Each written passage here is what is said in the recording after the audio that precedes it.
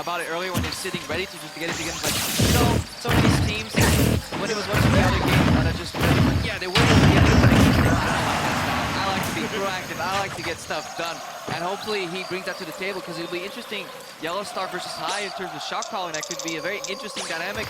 Fnatic relatively more passive, so they do follow that category that waits for the others to make mistakes. C9 is well, that's the thing, though, is if you just compare how the teams function on an individual player level, C9 has two big stars as far as individual carry power. Information finally late in the summer split got very good, and so justifiable mid-range right here, and Sneaky got back to form as well. But it's always those two players, always those two over and over and over again, whereas Fnatic can rely on three different players, three different lanes to carry their game through. So even if they're passing for a farm game, that's actually better for Fnatic, because Sweetie selective will make plays on ball. So I think it does come down a bit to High to crack that open, get ourselves into the picks and bans, and Fnatic actually not allowing that DP at all. No, it's going to take it away. We're just trying to see what Fnatic could be thinking, maybe if they want to get rid of some of these things like this here with it's the only strategy we've seen, because they only play 2 games, so why would you change it when it's working so well for them? They don't end up banning it down early. You could actually see especially now that these teams have been learning that Darius that early may not be the best choice. Leaves up an open spot here for potentially one of those strong fading mid carries. Ban as well from Cloud9. We mentioned it just before how they don't need to get a high for high, because he can play multiple picks for himself, and Mumu is like one of them standing out we want to see, but they don't value his jump picks so early in the draft, so they ban away. Don't want to risk in case one of the picks takes maybe a Kalista comes in for Sneaky, or he just says, you know what, I don't care about fighting in it, because I can play Shoshana. Here's the problem right here. One of the biggest champions, and just in the background. But no, it's Darius actually going to start with the top lane first. I mean, for all we've disputed, criticized about Darius overall, he still has a positive win rate. I think maybe today, without coming in today, he was still 6 and 5 overall. So I think he's 7 and 5 now. He won at the very beginning as well with Darius or Tyrus. And one thing about this early pick is often when he is picked, Lulu is still open, or the other team is already first pick Lulu, and he sees Darius into him, and then obviously they get hard enough to get tight around, so he get denied that execute, or sorry, the kill which is only in the real that now Lulu is banned away from C9, so they were setting up for this one, and they're really also saying, Balls, we want to make sure you're on a comfort game. We don't want to have you run down the list and then suddenly have a matchup that doesn't favor you. Kalista, open now as well, has been very strong, especially if you have a support that likes to be aggressive. Yellowstar doesn't really strike me as that play style, whereas Miffy is very in your face, and then having face strong as well. And Fnatic, that's locked in, so early Sivir, Gragas here, very, very safe picks. 2 times already Fnatic played Sivir. They really value that pick so high and reckless. The entire team benefits from it. Run triple threat, remove the team fight they have, and again, the wave clear, it's going to give them the support.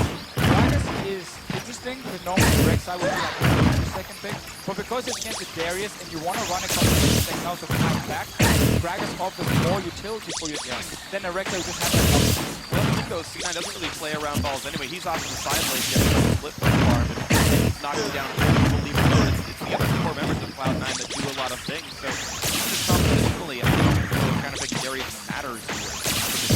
Yeah, that's definitely a good point. Doesn't really revolve around him all that much. Even if he gets behind, he still has that team fight. So this guy right there, Sneaky, is the one to watch. And let's go with another Tristana. Interesting matchup with Sivir. Relatively easy spell shields, but Tristana doesn't get threatened that much, especially since Domination. He really likes playing range supports or Braum. Both work well against Sivir, having to poke her out and simply destroy the boomerang every time she goes in. One of the things though I like about Sivir against is that the matchup is Tristana is one of these AD carries who's good at taking down towers in the mid game, but her overall damage when she's sitting on distant infinity edge is not the greatest. She needs more items. Sivir is one of these AD carries that can always force plays on the map, who can fight early on, because it's not about her damage, it's about the rest of the team as well. So Fnatic might look to the mid game, they see that we will hard engage with Gragas flashing in, another reclaim being picked and not the Rek'Sai, and of course the Sivir also. Noise is playing support for they know it's going to be Darius up there. They can take their time to figure out what they want to need to play. surprising if they don't pick up again. Top lane for less. I would not want to play Yasuo. It is a flex pick. It is a flex pick. But yeah. Since miserable Big just mentioned, that matchup is absolutely brutal. The win wall has absolutely no use, and that's why Yasuo actually wins one of those matches. So technically, this is Yasuo being already locked in. Fnatic saying, hey, C9, you've been running siege compositions. Here's some hard engage. Here's a guy who can instantly get to onto your backline and chain that. It is some hard engage, but at the same time, it has zero wave clear. All they can do is block some projectiles once they're at the tower, so if Fnatic find themselves out-rotated at any point, that middle lane tower is going to drop, it's going to drop quick. Here, now the Vega was fanning away, and he looked good on it yesterday against Luke. He only had that one moment where he was over. That was about it. He was out-farming by like 40 CS or something, and always poking down the tower. But it's the siege composition for C9. No surprise, elimination with the Black Shield is going to be key as well. Yeah, I love the Morgana pick against Yasuo compositions, especially now that Alistar's W has slowed down a little bit and it becomes relatively predictable. Like Black Shield has changed the entire scope of the teamfight because Alistar will very often flash in for the combo. Yasuo respects the hit. Black Shield could even be used against Dragon's Barrel. Body time, so much outplay potential there on elimination. I wonder how much they break the Black Shield or they're forced to succumb to the fact that nothing's going to happen. Now, from what I've seen of Elimination games, though, his actual reflex on Black Shield has been a bit slow. I think we're going to see multiple. We'll see something more in this. Sure. I wonder if Fnatic have an AP top lane in mind against his Darius. Ryze could be potential, but it's just way too slow, really. Unless the move Yasuo doesn't take an AP mid lane with wave clear. We saw the Heimerdinger hover. Wow. We'll get back to the hover later. Orianna on 50. So one thing about this Yasuo and the Darius matchup is, one of the things we always look at is how can close the gap on him when he swings the game. It's very easy then for Yasuo to dance around minions and get close to him and get these small fights where the damage to the Q is of course reduced.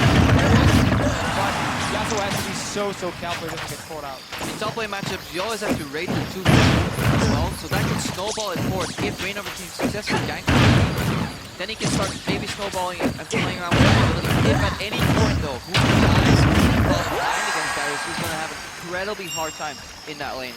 But again, they're looking at balls and they're saying, you have been weak in this team. You are not the focus of this team. We can take this matchup, we can take this team fight. Wait, but look at the amount of knock-ups. Alistar is there, Shotgun, Dragons coming in. So many ways of chaining that team to the backline and enough running game from Fnatic to say, what you got to do outside of C9, we're going to engage. It's not like HQ and nowhere starting fights all around. It's not a Rengar trying to engage. That's not going to happen here with Fnatic. It's going to be interesting. I watched in my mind. It looks so brutal, but Huni can maybe do it here. You guys at home join in the conversation. Hop on Twitter and tell us who will rise by the end of the hashtag C9win or hashtag FNCwin to add a little Discord. We'll be checking it throughout the game to see how that one goes. One thing we haven't talked about is, yes, Huni can use E to dash out of the pitch. He can also dash on top of Darius. Great. Well, as we get ourselves onto the rift, here we go. Who's going to be in first place at the end of the day in this group? It's going to be either Cloud9 or Cloud9 and Fnatic together. Otherwise, FNC falls with that tie for second. 1-2 in the record here.